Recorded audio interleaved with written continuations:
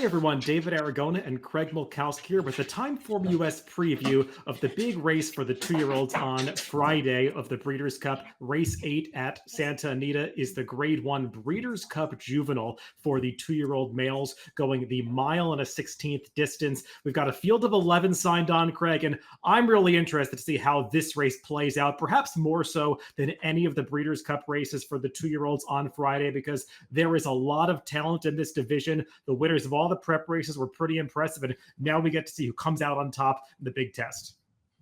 Yeah, I think that's a very interesting race. All the main players showed up, and it's never too soon to start talking Kentucky Derby, which is exactly what will happen when this race is over, as a lot of people will immediately be pointing to that 3-year-old trail, and we're also going to establish probably the 2-year-old champion.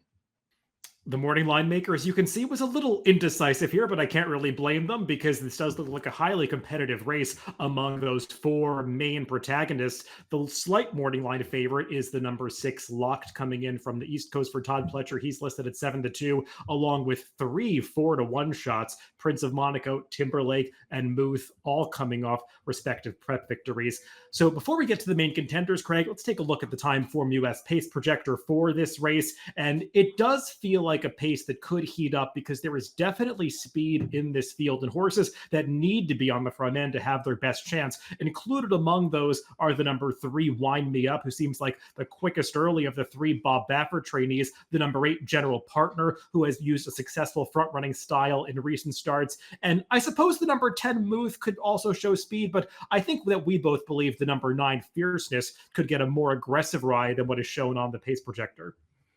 Fierceness, he's a bit of a wild card given his trip and his start last time, where he certainly didn't deliver on the promise he had showed. But some people will want to give him an excuse, and if he shows the same kind of early speed that he did in that debut, he would likely be up there on the front end. Muth has shown he's able to rate a little bit off the pace, so from his outside post, I would imagine his rider will be looking to get a good 2-wide trip tucked in behind. Let's go through this field in post-position order, beginning with the number 1, the Wine Steward. And Craig, this horse really hasn't done too much wrong in his 4 starts so far. A New York bred who was sent out of some weaker races to try the Grade 1 Breeders' Futurity last time. And while he was beaten by Locked by a half length and did get a better trip overall than Locked, it's not like he gave up that day. He didn't go down without a fight, trying to stay with that foe to the wire. This horse has some talent, but he's landing in a very tough spot. It's a tough spot, but he's one that might get overlooked. I mean, he garnered a lot of respect when he went off only 7-2 in that Breeders' Futurity against Locked. Hard to come up with an excuse for him not winning that day, as Locked maybe had a wider trip when he saved some ground. But at the end of the day, they were only separated by a half length, and that's certainly something. There's no guarantee the trips won't be the same. So yeah, I certainly consider him a contender.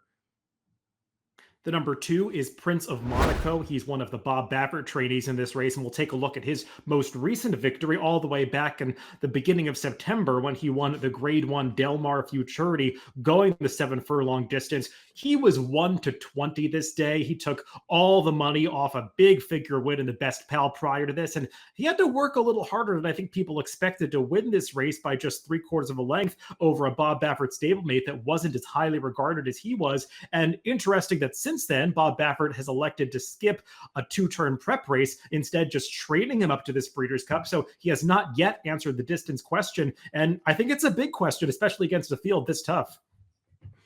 I do as well, and I think there's some concern that he took a slight step backward on the TimeformUS speed figure scale. It's not like he won easily and was eased up at the wire or anything. And I do think with his breeding and just watching his races, there should be at least some question that maybe he's more of a sprinter than a 2-turn type. And I won't be surprised if this horse actually winds up the post-time favorite. He's by Versatile Sire Speightstown. The dam side, though, especially in the second generation, definitely has more sprint influences. And I did pull up a DRF formulator fact for trainer Bob Baffert in this specific situation, trying a route for the first time in a Grade 1 stakes race. As you can see, the percentage is high, 36% in a 22-horse sample, but the ROI is extremely low. He's won with nothing but short prices in this sample. I believe the biggest price among those 8 winners was 3-2. most of them were odds on. And I think Prince of Monaco is going to be a bigger price than that. So they're not performing at the rate that they need to justify this being a good wagering proposition. Up next is another Bob Baffert trainee, the number 3, Wind Me Up. He is coming out of a 2-turn race when he stretched out in the American Pharoah last time. Craig, he was no match for his stablemate Muth, but he did take a step forward from first to second start, and it does feel like this son of Vino Rosso might still have some upside. He's run competitive speed figures, particularly the last time. The thing you have to get past is that he was handled pretty easily by Muth despite having a clear lead. The pace he set that day was solid, but it's hard for me to picture, even with Muth drawing outside in the 10 hole, him regressing enough that that Wind Me Up will be able to hold him off, let alone the other contenders.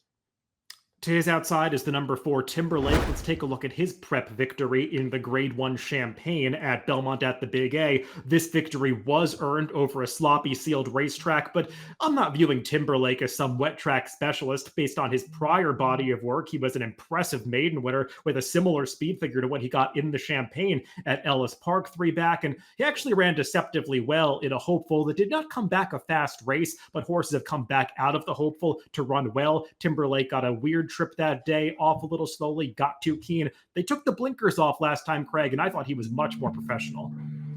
He was much more professional.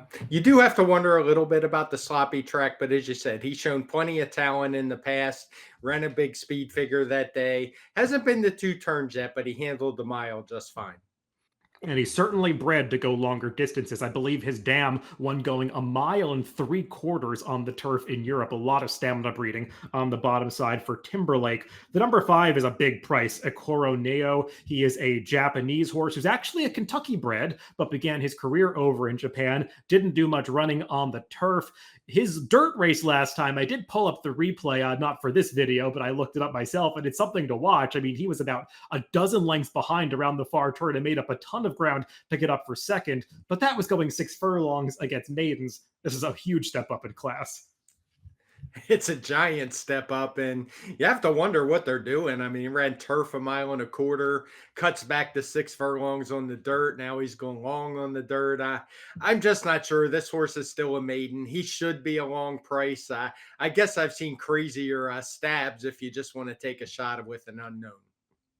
The number 6 is Locked. Let's take a look at his most recent victory in the Grade 1 Breeders' Futurity at Keeneland. And Craig, you could argue that this horse has the fewest questions to answer because he has shown ability right from the start. He's overcome adversity, as we're seeing here, when he got a wide trip to win this day. The Wine Steward saved more ground. He had to make a 5-wide move around the far turn and still puts that talented foe away. He had handled a mile in his second start when he broke his maiden, showing a more forward running style that day. I do think they'll come from more off the pace here, just given how much speed is signed on, but we know he handles the distance. We know he can pass horses. He's just a solid favorite in this race. He is. The only issue I'd have, he's not always the quickest out of the gate, though he's been better of late. Takes him a little while to get going. Maybe that would be more of a problem at Santa Anita, but I like that he was able to overcome that short stretch. He was able to get into the race sooner when he needed to. Even though he was near the back late, he made that big middle move as opposed to waiting till the last furlong. The number 7 is Cuban Thunder, another big price. This Irish-bred colt doesn't really have a whole lot of dirt pedigree. This will mark his first ever dirt start. He did show some improved form on the all-weather last time, but he'd have to do a lot better than that switching to the dirt. There's just not much evidence he would do so.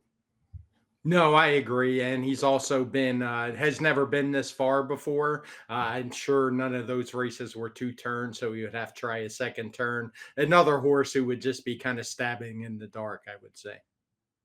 The number 8 is General Partner. He's coming out of a runner-up finish in the Champagne behind Timberlake. And Craig, I thought from top to bottom, the Champagne might have been one of the strongest preps for this. There were a lot of fast horses coming in that day, and Timberlake really did stretch the field out at the end. But I thought General Partner held on pretty well after laying down some honest fractions. He had run a fast fig also in his maiden victory at Saratoga. He's got a lot of talent, but I wonder how far he wants to go.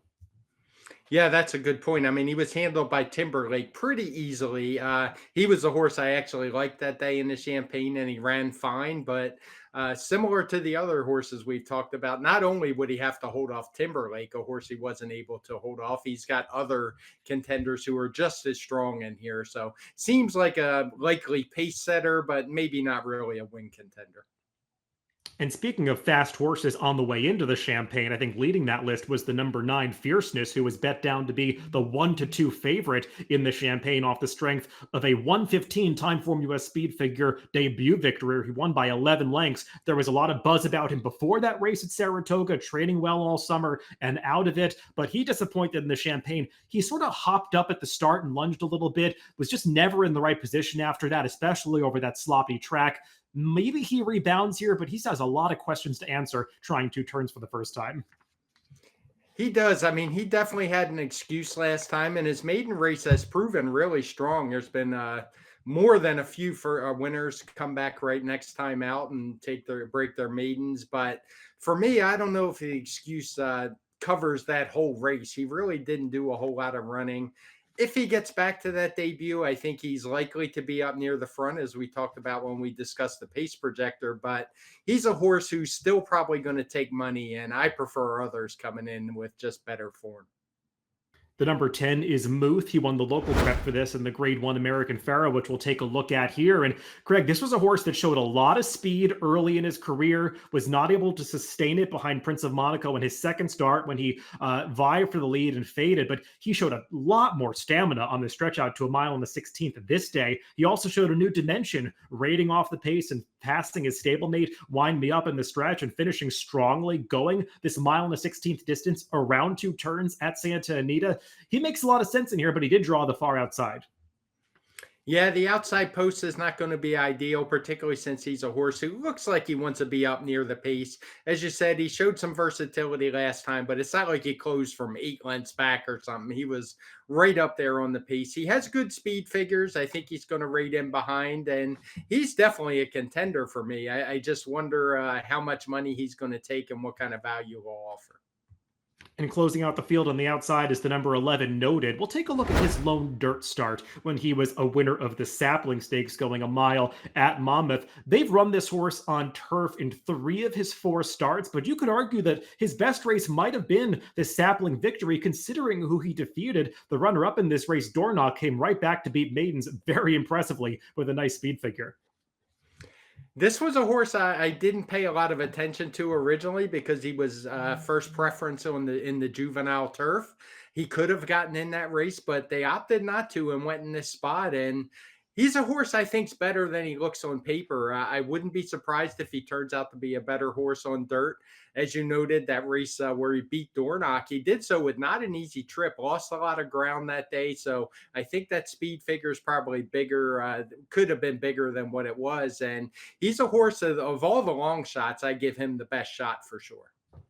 And intriguingly, Irad Ortiz, who has been the regular rider of both Todd Pletcher runners, Fierceness and Noted, chooses Noted for this race, somewhat surprisingly, given that he is 20-1 on the morning line. And as we throw up our picks for this race, Craig, I think you believe that Noted could inject some value into this Breeders' Cup Juvenile because the favorites do look pretty strong, but he is a horse that could be picking up the pieces if the pace heats up. Yeah, I don't think he's the most likely winner, but I think he's going to offer the most value. When I made my picks for DRF print edition, you'll see the same numbers, but in a little different order. But the more I looked at this race, it's one where I just wanted to take a shot because these 2-year-old races often can fall apart. We get a lot of horses coming in with flashy looking resumes off of impressive preps, but they're usually in smaller fields, not so much competition. So it's a race where I just want to take a shot with a big price.